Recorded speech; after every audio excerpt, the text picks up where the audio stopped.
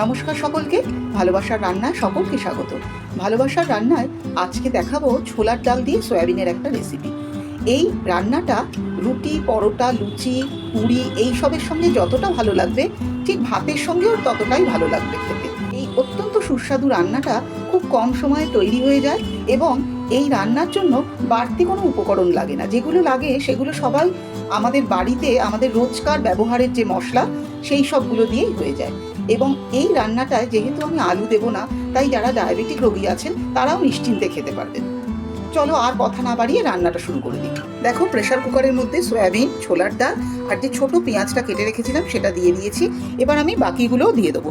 এই দুটো টুকরো দারচিনি দিয়ে দিলাম, এই 3-4টে তেজপাতা দিয়ে দিলাম, দুটো ছোট এলাচ মুখটা একটু ফাটিয়ে দিয়েছি দিয়ে দিলাম, এই 4-5 কোয়া রসুন এটাও দিয়ে দিলাম। এবার আমি যেটা দেব, খুব সামান্য একটু হলুদ দেব, খুব বেশিও নয় খুব কম না, যাতে রঙটা ভালো থাকে এর জন্য। আর দেব এখানে সামান্য নুন, নুনটা কিন্তু বুঝে দেব। এই বাটির 2 বাটি জল আমি দিয়ে দিলাম। প্রেশার কুকার বন্ধ করে দিচ্ছি। গ্যাসের আঁচটা এখানে একদম হাই থাকবে না, তার থেকে একটু কম রাখবো, মিডিয়ামের থেকে সামান্য একটু বেশি, এরকমভাবে 2টো হুইসেল দিয়ে বন্ধ করে রেখে দেবো। প্রেশার কুকারটা নামিয়ে রেখেছি। এবার একটা শুকনো মশলা তৈরি করব।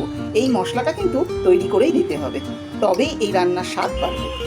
এখানে 1 চামচ ধনে, 1 চামচ জিরে আর 1 চামচ মৌরি নিয়েছি। ধনেটা তারপরে সামান্য 2-4টে নিয়েছি, বেশি।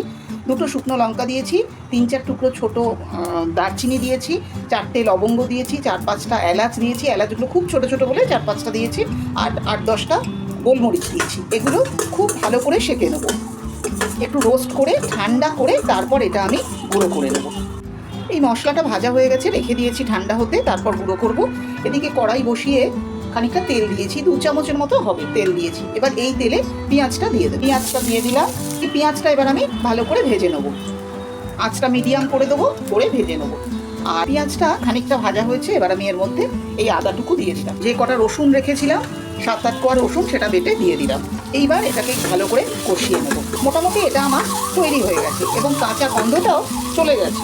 এবার এর মধ্যে আমি একটু সামান্য চিনি দেবো। যেহেতু আমরা একটু মিষ্টি দিই রান্নায়, তো মিষ্টি যারা দেন না তারা দেবেন না, কোনো অসুবিধা হবে না। তবে নুনটা কিন্তু বুঝে দেবেন।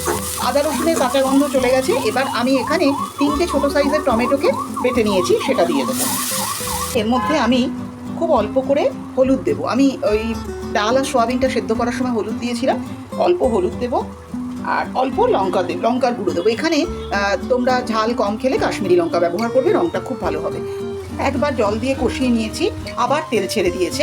এবার আমি এর মধ্যে এই যে ভাজা মশলাটা করেছি, এর থেকে 1 চামচ রেখে বাকিটা দিয়ে দেবো। আন্দাজ করেই দিয়ে দিলাম, 1 চামচ রাখলাম, রেখে বাকি মশলাটা দিয়ে এইটার সঙ্গে খুব ভালো করে আবার কষাবো।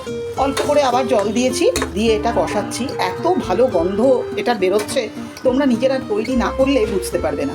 আর এখানে কিন্তু এই মশলাটা টাটকা তৈরি করেই দিও। আর তোমরা এতদিনে তো জেনেই গেছো, আমি সবসময় ঘরোয়া উপকরণ দিয়ে কম তেল মশলা ব্যবহার করে যাতে সুস্বাদু খাবার তৈরি করতে পারি, সেটাই আমি যেভাবে করি তোমাদের সঙ্গে শেয়ার করি। এই রান্নাতে যদি টমেটো হাতের কাছে না থাকে তাহলে টক দই দিয়েও করতে পারো। 2-3বার জল দিয়ে মশলাটা কষিয়ে নিয়েছি। মশলাটা হয়ে গেছে, বুঝতে পারছো তোমরা, চারিদিক দিয়ে তেল বেরিয়ে এসেছে। এবার আমি এর মধ্যে এই যে সেদ্ধ ডাল আর সয়াবিনটা আছে এটা ঢেলে দেবো। এইবার এটা খুব ভালো করে মিলিয়ে মিশিয়ে এর সঙ্গে ফোটাবো। দেখো, ছোলার ডাল সয়াবিনের যে তরকারি সেটা ফুটছে, যেমন রূপ তেমন গন্ধ। এবার স্বাদটা দেখতে হবে। আমি কিন্তু নুন দিইনি, সেই প্রথম ছোলার ডালে যখন সেদ্ধ করি ছোলার ডাল সেই সময় নুন দিয়েছিলাম। এবার আমি এই নুনটা দেবো। আমি যেরকম বলি, নুন প্রথমে একটু কম দেবে, টেস্ট করে দেখে তারপরে দেবে। আর যদি কারুর মনে হয় ছোলার ডাল যখন সেদ্ধ করবে জলটা কম হয়ে গেছে, এখানে ফোটাতে পারছো না, সেক্ষেত্রে তোমরা গরম জল ব্যবহার করবে, একদম কিন্তু কাঁচা জল দিও না। এটা একটু ফুটুক, তারপরে ফিরে আসছি। এই ছোলার ডাল সয়াবিনের তরকারিটা হয়ে গেছে, বেশ কিছুক্ষণ ফুটেছে। আমি টেস্ট করে দেখে নিয়েছি, নুন মিষ্টি সব ঠিক আছে। এবার এটাকে নামাবো, নামিয়ে এর মধ্যে একটা তড়কা দেবো। ঘি মাখন তড়কা দেওয়ার সময় সামান্য একটু তেল দিয়ে রাখতে হয়, তাহলে জ্বলে যায় না। এই 1/2 চামচ ঘিটা আমি দিয়ে দেবো। জিরে ফোড়ন দেবো, তোমরা খেয়াল করবে আমি কোনো ফোড়ন দিইনি কিন্তু। এবার এটা গ্যাস থেকে নামিয়ে দেবো, যাতে না পুড়ে যায় এটা। এই বড় চামচের 1 চামচ মেথি, কসুরি মেথি দিয়ে দিলাম। দিয়ে এবার এটা আমি আবার গ্যাসে বসাবো, একদম সিম আঁচ। এই কসুরি মেথিটা হালকা ভেজে নিয়েছি। এখানে এই টুকু হিং, 1/4 চামচ হিং আমি এর মধ্যে দিয়ে দিলাম। এবার আমি গ্যাসটা বন্ধ করে দিচ্ছি। এবার এই তরকারির মধ্যে আমি এইটা ঢেলে দেব। ভালো করে মিশিয়ে ঢেকে এটা মিনিট 10 রেখে দেবো। আর এখানে আমি যে মশলাটা রেখেছিলাম 1 চামচ, সেই মশলাটা আর লাগবে না, তাই সেটা আর দেবো না।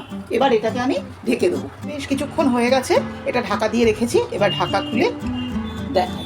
তৈরি হয়ে গেছে আমার আজকের রেসিপি, সয়াবিন দিয়ে ছোলার ডাল। দেখতে পাচ্ছ তোমরা কত সহজে অত্যন্ত সুস্বাদু এবং হেলদি এই রান্নাটা হয়ে গেল। অত্যন্ত সুস্বাদু, রুটি, পরোটা, লুচি এগুলোর সঙ্গে তো অনবদ্য, এমনকি ভাতের সঙ্গেও ভীষণ ভালো। যারা ধনেপাতা ভালো খাও তারা এখানে যখন গ্যাস বন্ধ করছো তখন ধনেপাতা দিয়ে নাড়িয়ে চাড়িয়ে ঢেকে রেখে দেবে। যদি কেউ কসুরি মেথি পছন্দ না করো তাহলে দিও না, কিন্তু কসুরি মেথিটা দিলে এর স্বাদটা, গন্ধটা আরও ভালো হয়। তোমরাও সকলে তৈরি করো। কত সহজে তৈরি হয়ে যায় একটা হেলদি খাবার। তোমরা তৈরি করে খেয়ে আমাকে নিশ্চয়ই জানিও কেমন হয়েছে। ভালো লাগলে লাইক করো, কোনো সাজেশন থাকলে জানিও। আমার চ্যানেলটাকে সাবস্ক্রাইব করো। সকলে খুব ভালো থেকো, সাবধানে থেকো। নমস্কার। পরোটা, ছোলার ডাল দিয়ে সয়াবিনের তরকারি, আর এটা হলো দই দিয়ে কাঁচা লঙ্কা ধনেপাতার চাটনি একটা, আর এটা হলো মিষ্টি। এইটা দিয়ে আমি আজকে রাতের ডিনার রেসিপি সাজিয়েছি।